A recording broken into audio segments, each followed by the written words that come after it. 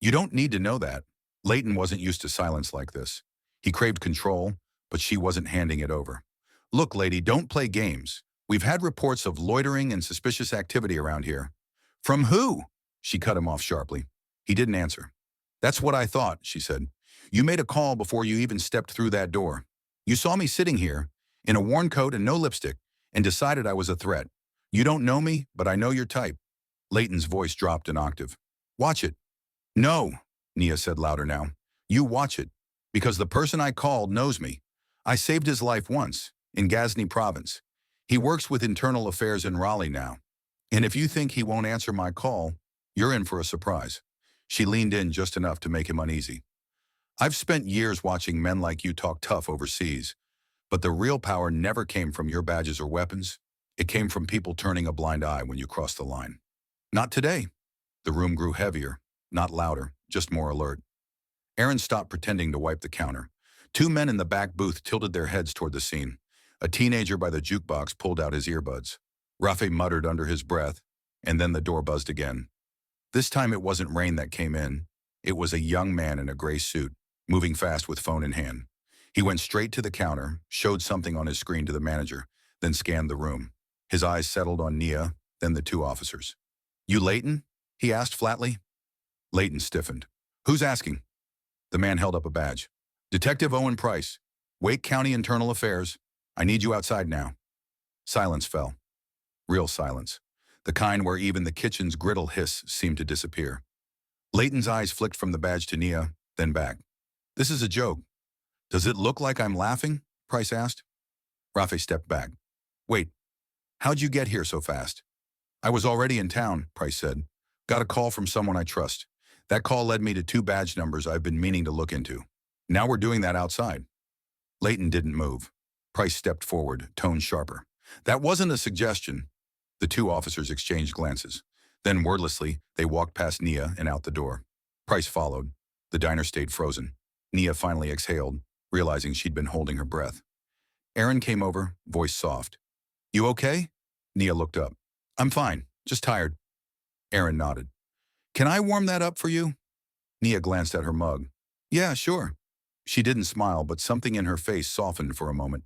Outside, the rain hadn't stopped, but the weight inside the diner had lifted, though no one guessed what was coming next.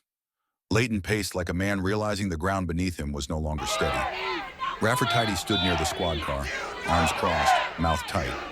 Detective Price didn't waste time. You know how this works, he said quietly but firmly. You've been flagged before, Leighton. Twice. Once last fall for excessive force during a stop, and another for inappropriate contact during a noise complaint.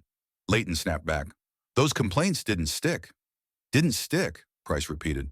Right, because your captain kept bearing the paperwork. Price turned to Rafferty. You were there both times. You backed him up. Rafferty shifted uneasily. I never touched anyone. No, Price said, but you knew and stayed silent. That makes you part of it. Inside the diner, Nia watched through the window.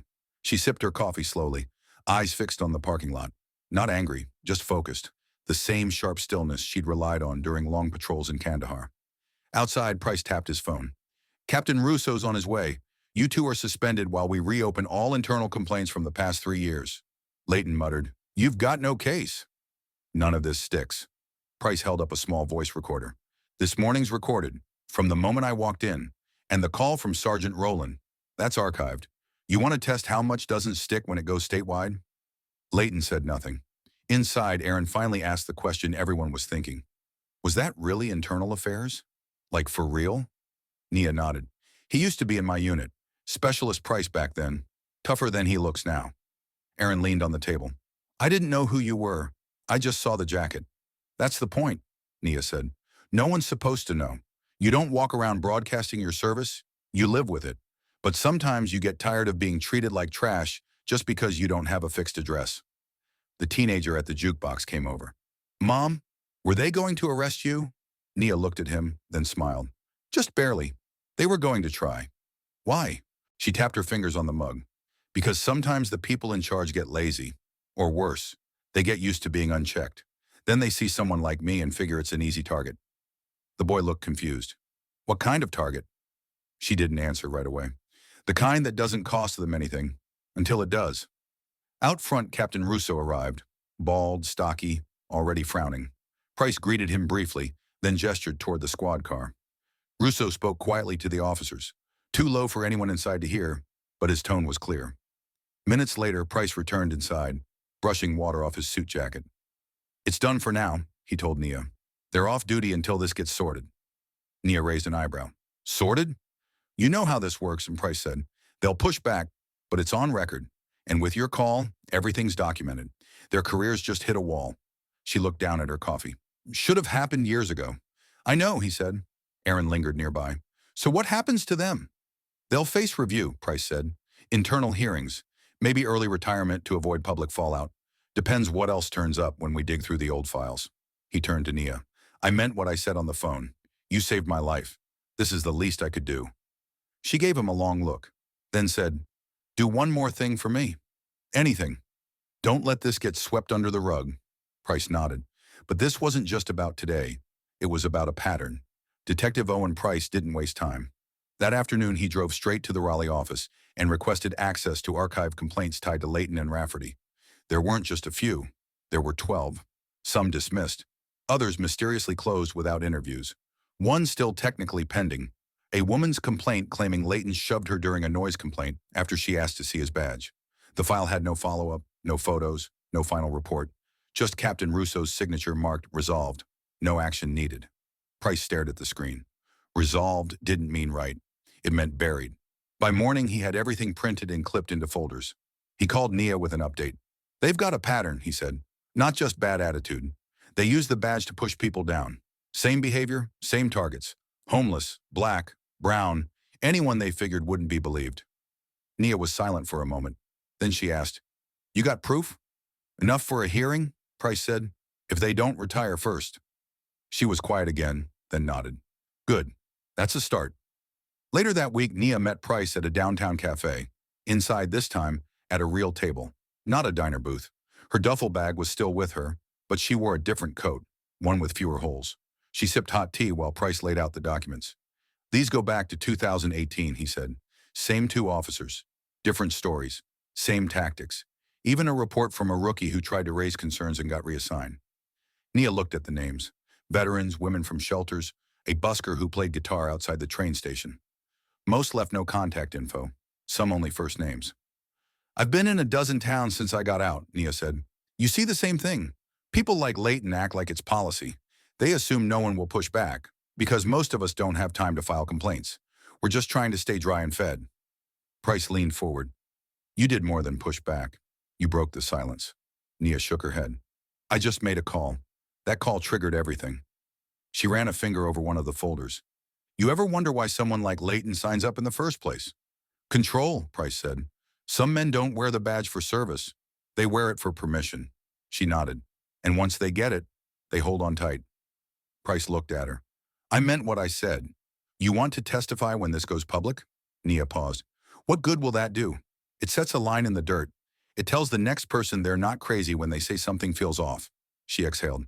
"Then yeah, I'll testify. But I'm not doing it for me. I'm doing this for the woman who was too scared to leave her name on the report.